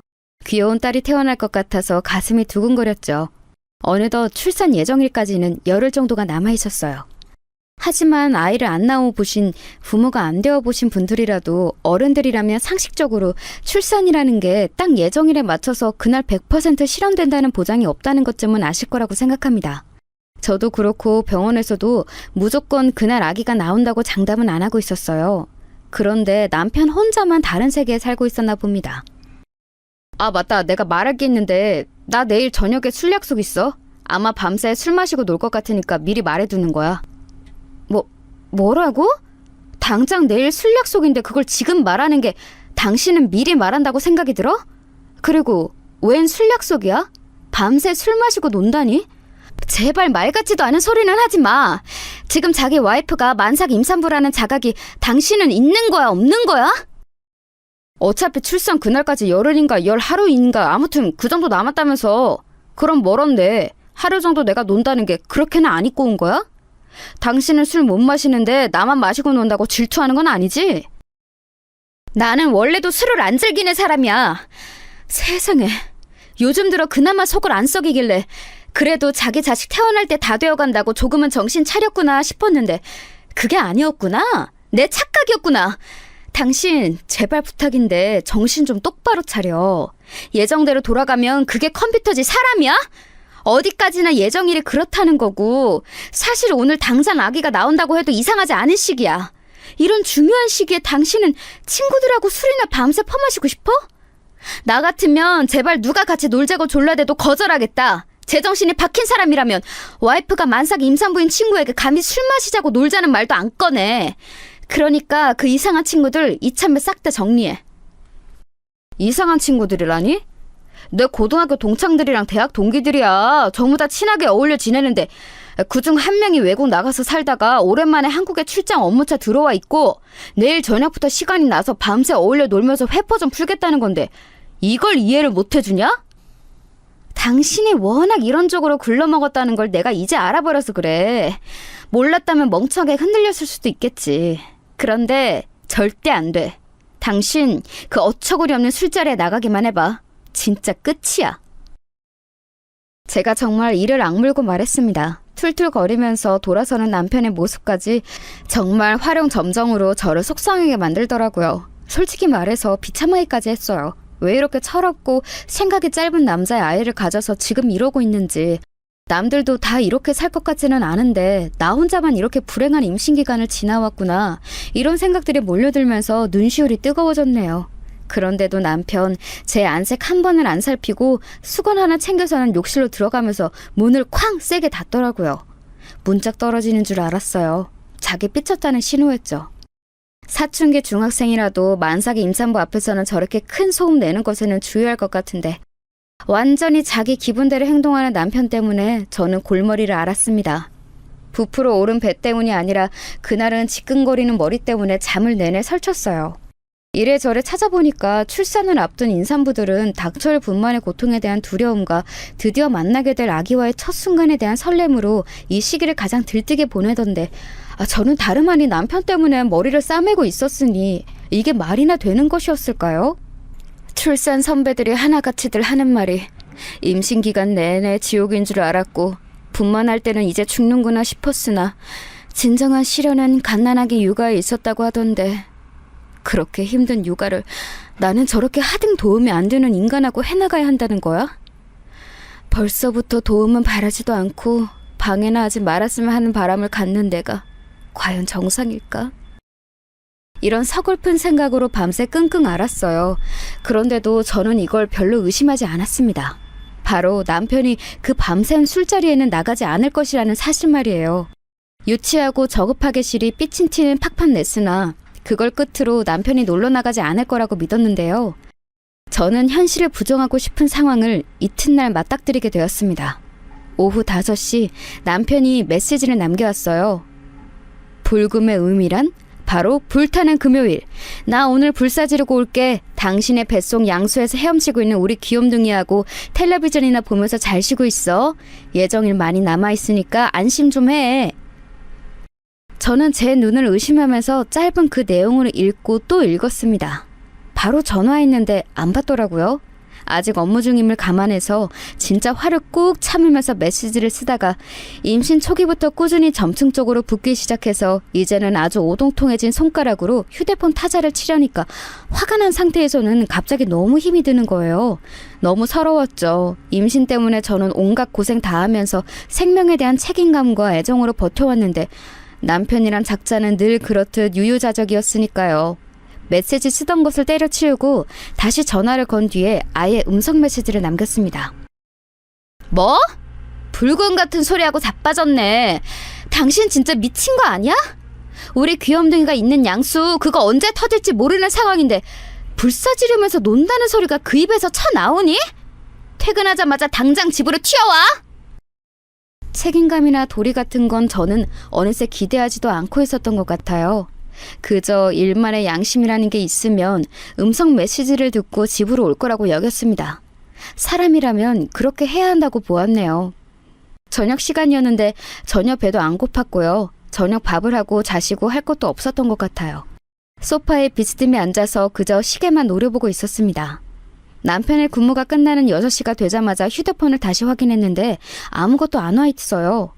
그래서 제가 남편에게 다시 전화를 걸었지요. 그러자 제가 들은 소리가 뭔 줄 아시나요? 휴대폰이 꺼져 있다는 안내 음성이었습니다. 너무 화가 나니까 되려 웃음이 나더라고요. 지금 생각하니까 자포자기의 웃음이었던 것 같아요.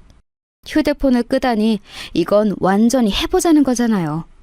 아기한테는 정말 미안했지만 솔직하게 고백을 해보자면 그 순간만큼은 차라리 아기를 낳고 싶지 않다는 생각마저 들었어요. 그 정도로 제가 정신적으로 너무 큰 타격을 받았던 듯 싶네요. 못나디 못난 남자 때문에 울고 싶지 않았건만 저도 모르게 눈물이 나서 그 서러운 심정을 이기지 못하고 혼자 있는 집에서 울었어요. 그런데 제가 잠시나마 아기가 차라리 안 태어났으면 좋겠다는 못된 생각을 한 탓이었을까요? 예정일도 남았건만 휘청거리며 힘들게 소파에서 일어났을 때 아래에서 젖은 느낌이 났어요. 본능적으로 양수가 터진 건가 싶어서 분만실에 연락부터 했네요. 일단 내원하라는 답을 들어서 출산 가방 저 혼자 챙겼습니다.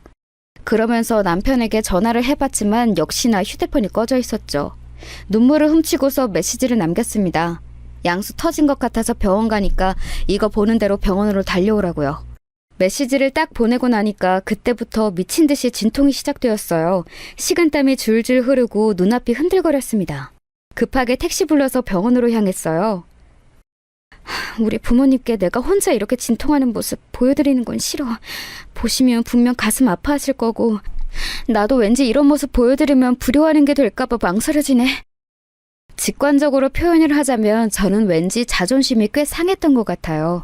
그런 모습 친정 부모님께 드러내기에는 저의 자존심이 강했던 듯 싶네요. 내진을 받아보니 자궁문이 이미 열리고 있었고 진행 상태였기에 바로 입원실로 올라갔습니다. 입원 수속 당연히 저 혼자 밟았어요. 보호자 없냐고 아이 아빠는 어디 있냐고 그렇게 간호사분들이 물으시는데 몸이 아픈 상황에도 제가 순간 얼굴이 화끈거렸네요. 초산임에도 진행이 워낙 빨라서 저는 병원에 도착한 지 딱 4시간 만에 출산을 하였습니다. 죽다 살아났다는 말밖에는 정말 할 말이 없는 출산이었어요. 저는 제가 이대로 세상 하직하는 줄로만 알았는데 제 소중한 아기 귀염둥이가 세상 밖으로 나오자마자 정말 거짓말처럼 고통이 사라지더군요. 아주 신기한 경험이었어요. 무사히 출산을 마치고 나서 친정 부모님이 와주셨고요. 제가요, 갓 태어난 아기를 보면서 이루 말할 수 없이 감격했지만 그래도 울지는 않았거든요. 그런데 친정 부모님 얼굴을 딱 보자마자 마치 수도꼭지를 튼 것처럼 눈물이 줄줄 흘러나왔습니다. 우리 딸 정말 장하다. 정말 대견해. 엄마가 된 걸 축하한다, 우리 딸. 좋은 날이고 행복한 날이니까 너무 울지 말어. 그래, 미영아. 그렇게 울면 호흡 딸릴까봐 걱정된다. 저기 그런데 장서방은 아직이야? 아무래도 회사에서 야근을 하다가 출발이 늦게 된 모양이지? 그래도 지금쯤이면 도착을 했어야 맞는 거 아닌가? 아무데도 안 보이고 좀 전에 내가 전화를 해봐도 전화기가 아예 꺼져 있고. 미영아, 혹시 장서방하고 연락은 언제 한 거니? 친정아빠께서 제 눈치를 살피시며 조심스레 질문을 하시는 기색이 느껴졌습니다. 저는 어떻게 대답해야 할지는 몰랐어요. 있는 그대로를 말씀드리자니 그것만으로도 불효를 저지르는 느낌이었고 자존심도 너무 상했습니다. 친정 부모님께서는 제가 남편하고 아무 문제 없이 원만하게 잘 지내는 줄로만 알고 계실 것이 분명했기에 놀라게 해드리고 싶지 않았어요. 친정 엄마의 말씀처럼 아기가 무사히 태어난 좋은 날이고 행복한 날이었으니까요. 그게요, 사실은 아주 중요한 부서 전체 회식이 있다고 하길래 제가 가라고 그랬어요. 제가 출산 예정일이 얼마 안 남긴 했지만 별일이야 있겠나 싶어서 그냥 회식 참석하고 그것도 일종의 업무의 연장선이니까 열심히 최선을 다하라고 그랬어요. 퇴근하고 회식 장소로 이동하면서 저한테 연락 왔었고요. 그때까지만 해도 제가 진통 시작 전이었기 때문에 회식 잘하라는 말만 해줬네요. 그 후로 아마 배터리가 다 되어서 휴대폰이 꺼진 모양인데 회식에 열중하느라 휴대폰 상태 확인도 못한 거겠죠? 아마 집에 갈 때가 되면 휴대폰 꺼진 거 알고 얼른 충전을 하든지 할 사람이에요. 그래? 왠지 영 미심쩍다 싶었건만 네가 그렇게까지 말을 한다면야 그런 거겠지. 이 시간까지 회식을 하다니 대체 몇 차까지 달리는 거야? 그 회사도 어지간히 직원들을 무리시키는구나. 미영이 너는 괜찮은 건 맞지? 아빠가 장서방 오면 쓴소리 좀 해주랴? 아니에요. 쓴소리는 제가 해줄 준비 이미 다 마쳤으니까 아빠는 나서실 필요 없어요. 죄송한데 저 갑자기 너무 노곤해져서 잠깐 눈 좀 붙일게요. 아이고, 너 힘들 텐데 우리가 눈치도 없이 자꾸 말을 붙이고 있었구나. 그래 미영아. 정말 수고 많았으니 얼른 눈 좀 붙이고 쉬어라. 귀염둥이는 우리가 잘 지켜볼 테니까. 그렇지 여보? 우리는 이만 자리를 비켜주자. 친정 아빠께서는 제가 불편할까봐 노심초사하시면서 친정 엄마의 손을 이끌고 병실을 나가셨어요. 저는 너무 죄송하고 가슴이 허해서 한숨만 내쉬었네요. 제가 왜 그 못난 남편을 변호하기 위해 친정 부모님 앞에서 구구절절 떠들었는지 기분이 너무 착잡했습니다. 아기를 만난 감동으로 끓어오르고 있어야 할 때에 남편 때문에 속상해하고 있다는 것 자체가 너무 싫었네요. 남편이 병원에 온 건 아침 해가 다 뜰 무렵이었습니다. 어제 출근했던 옷차림 그대로 왔더군요. 정말 수상하게 짝이 없었죠. 과연 친구들과의 술자리였을지 아니면 여자와 함께 놀아난 것인지는 알 수 없는 일이었어요. 밤새 끙끙거리며 잠을 자다 말다 했던 저는 남편이 들어서는 장면을 딱 목격했습니다. 꼴을 보아하니까 집엔 안 들렸구나? 그럼 이 시간까지 대체 어디서 뭘 하고 있었어? 휴대폰도 꺼놓고. 자기 와이프가 목숨 걸고 출산하는 동안 도대체 뭘 하고 있었던 거야? 당신 무사했구나. 아기 잘 나왔구나. 우리 귀염둥이 세상에 태어난 거야? 정말 고마워. 정말 수고 많았어. 그리고 내가 정말 미안해. 술 마시는데 방해될까봐 휴대폰을 꺼뒀는데 도중에 한번 켜본다고 생각만 해놓고 완전히 까먹고 말았어. 휴대폰 켜자마자 당신이 남긴 메시지 확인하고 불이 나게 달려온 거야. 그럼 불이 나게 달려와야지 터덜터덜 걸어오니? 그걸 지금 자랑이랍시고 나한테 하는 말은 아니지? 당신은 아빠가 될 자격조차 없는 사람이야. 같이 있는 것도 소름이 끼치려고 해. 얼굴 꼬라지 보기 싫으니까 당장 꺼져. 미안하다고 했잖아. 아니 내가 신도 아닌데 어떻게 출산일을 정확히 맞출 수가 있겠어? 우리 귀염둥이가 태어날 줄 알았다면 나는 억만금을 주는 술자리라고 해도 절대 안 갔을 거야. 출산 예정일이 아직 꽤 남았다는 생각만 하고서 놀러갔던 죄밖에 없어 나는. 지금 그 말은 그러면 예정일보다 일찍 출산한 내가 잘못이기라도 한다는 거야? 이 상황에서? 당신 아까 우리 부모님이 오셨는데 당신은 어디에 있냐고 나한테 그거 물어보시더라. 근데 내가 당신이 중요한 회사 회식 자리에 갔다고 거짓말을 해버렸어. 내가 왜 그랬는 줄 알아? 당신 위해서? 당신 좋으라고?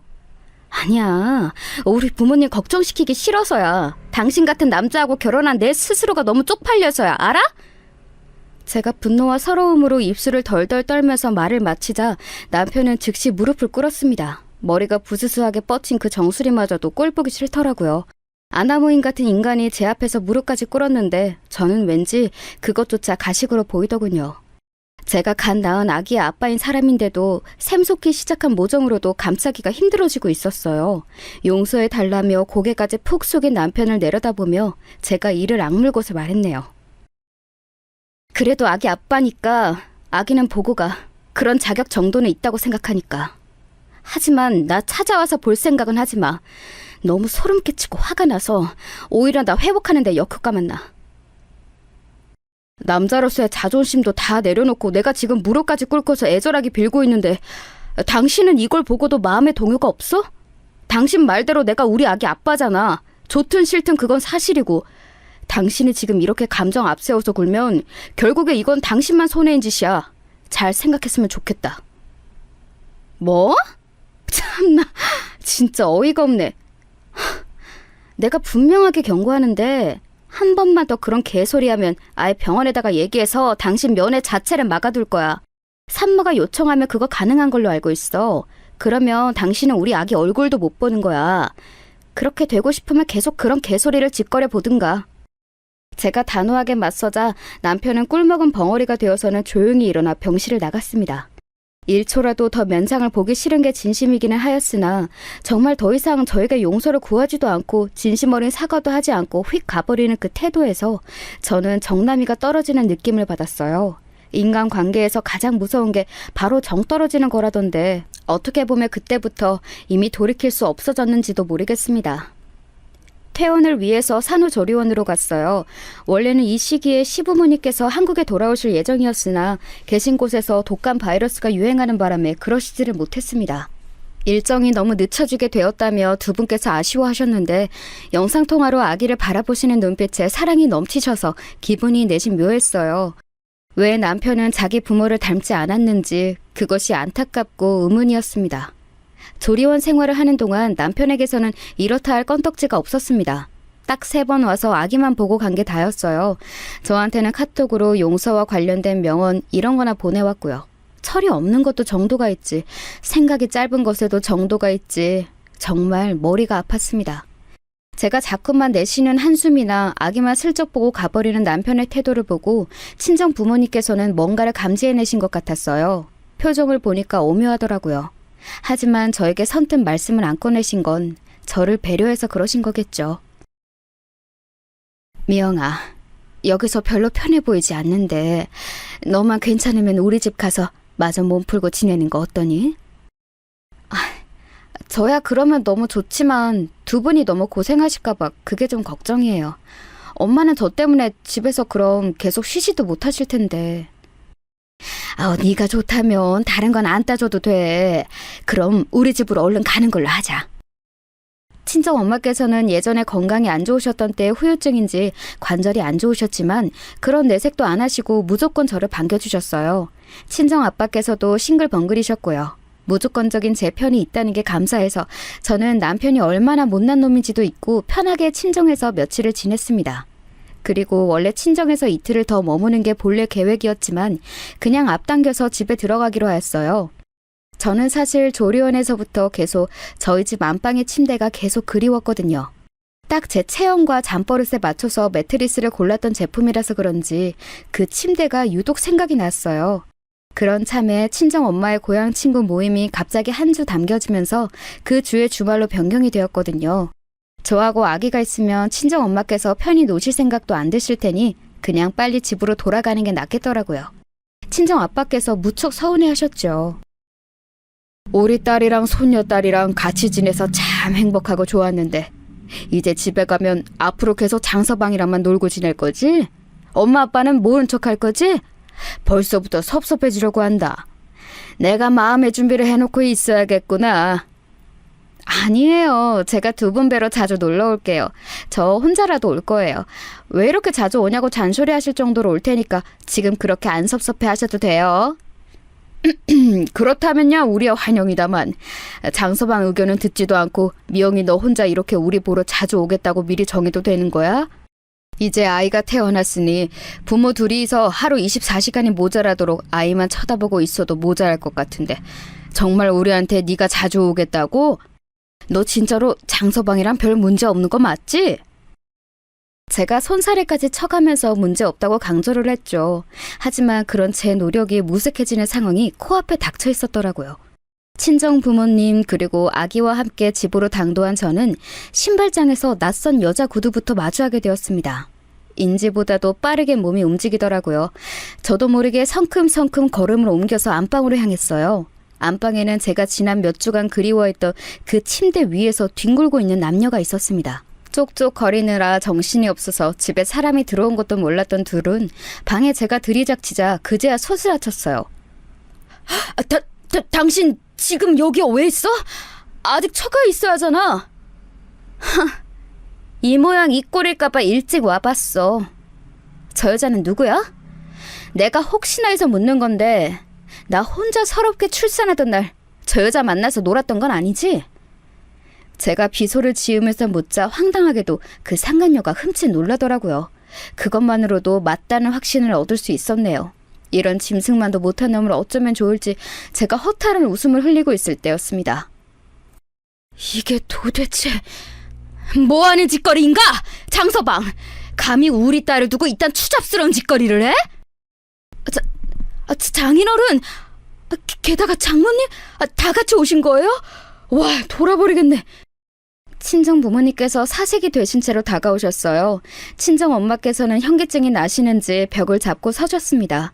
저는 결국 남편의 가장 추악한 치부를 제 친정 부모님께 내어 보이고 말았다는 절망감, 알 수 없는 무력감으로 고개를 떨구었어요. 조금 창피하더라고요. 아이도 태어난 마당인데 이건 단순한 사고였던 것으로 상황이 마무리될 게 뻔하다는 생각이 들었습니다. 그런 저의 어깨를 친정 아빠께서는 힘있게 잡았다가 놓아주셨어요. 눈이 마주치자 고개를 끄덕여 주시더군요. 마치 맡겨달라는 신호 같았습니다. 우리 미영이가 괜찮다고 하는 말을 듣고도 의심하긴 했었지. 잘 지내는 게 맞는지 말이야. 전혀 아니었던 것을 지금 다 알았으니 당장 100배 사죄부터 해. 태어난 아기에게도 아빠로서 사죄를 하고. 제가 무릎 꿇었을 때 안 받아줬던 건 저쪽입니다. 그때 제 자존심에 금이 갔다고요. 그런데 또 100배 사죄를 해야 한다니 남자가 바람도 피울 수 있는 거지. 장인어른 왜 그렇게 야박하게 구십니까? 살면서 들은 소리 중에 가장 어이가 없는 소리네. 응당 그래도 된다는 그 황당한 발상의 원천이 어디인지 궁금할 따름이야. 그럼 진짜 뭘 어쩌라고요? 제가 사죄하면 끝나는 거죠? 알겠습니다. 그러면 사죄하겠습니다. 근데 좀 짜증이 나긴 하네요. 어차피 아이도 있는 마당에 여자가 뭘 어쩔 수 있는 것도 아니고 옛날에 우리 집에서 아주 큰 도움을 준 것으로 제가 아는데 그런 은혜를 입으셨으면 이런 것쯤은 눈을 감아주실 것이지. 여러모로 제가 순순히 사죄하기에는 불만이 많을 수밖에 없다는 거 알아두셨으면 좋겠네요. 남편이 툴툴거리면서 아주 못난 모습의 끝장을 보여주더군요. 제가 아주 진저리를 치고 있을 때 친정아빠께서는 휴대폰을 위로 들어 보이셨습니다. 통화 시간이 올라가고 있는 화면이 보였어요. 남편은 삽시간에 아주 사색이 되어 있었죠. 그거 지금 뭡니까? 어디에 전화를 거신 거예요? 사돌이라는 글자는 설마... 아까 통화 버튼을 눌러두었지. 자네가 목소리를 아주 크게 해준 탓에 내용 전달도 잘 된 모양이야. 저는 재빠른 친정아빠의 기지에 깜짝 놀랐습니다. 어느새 그런 행동을 하신 것인지 제가 눈으로 포착하지 못했어요. 곧이어 휴대폰을 타고 시아버지의 노한 음성이 들려왔습니다. 상황은 다 파악했다, 이 못난 녀석아. 너에게는 앞으로 국물도 없을 줄 알아라. 이혼을 하든 말든 그건 오로지 우리 며느리의 선택이야. 너는 선택권도 없어. 예? 그건 너무하시잖아요. 아버지 자식은 저라고요.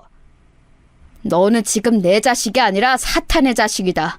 이 남자 망신 다 시키는 놈아. 며느리와 손녀가 우리 집안 사람이지.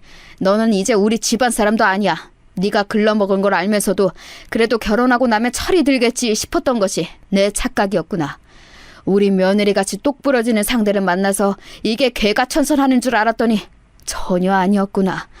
너에게는 한 푼도 재산을 안 줄 거고 지금 그 집도 네 거 아니니까 하여간 그런 줄 알아라. 사돈, 다음 달에 나가는 대로 찾아뵙겠습니다. 욕 보시느라 고생하셨습니다. 죄송할 따름입니다. 남편이 혼인 쏙 빠져서 충격으로 몸을 떨고 있을 때 시아버지께서는 친정아빠께 정중한 인사를 남기셨어요. 그에 더욱 타격을 입었는지 남편은 바닥에 그대로 엎어져서는 오열하기 시작했죠. 만약 저 혼자 집에 도착해서 그런 광경을 목격했다면 그저 증거 남기고 화를 내는 것에만 급급했을 거예요. 친정아빠와 같은 발상은 못 해냈을 테죠. 그래서 감사했고 너무 죄송했습니다. 그런 저를 친정 부모님께서는 양 옆에서 꼭 끌어안아 주셨어요. 다 괜찮다는 듯이 말이에요.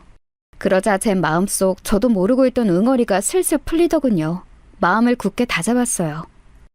저는 그 이후로 제가 원하던 대로 상황 처리를 하였습니다. 정신을 차려보니 현장에서 뱀처럼 도망간 뒤였던 상간녀에게는 소송을 걸었죠.